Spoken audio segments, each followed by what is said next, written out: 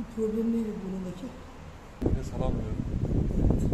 Yani bir de horlamalarım var.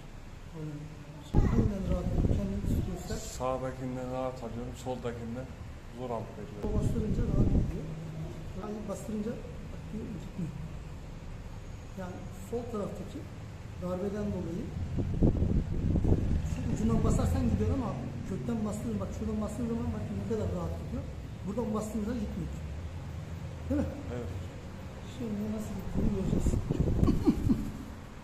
Bastığın zaman sağa rahat gitmesi. Anladın mı? Şu anda rahat gidiyor bak gördüğün gibi. Buradan da bastığın zaman gidiyor. Sesi duyuyor değil mi? Kendini duyuyor musun sesi? Şimdi Evet, açar.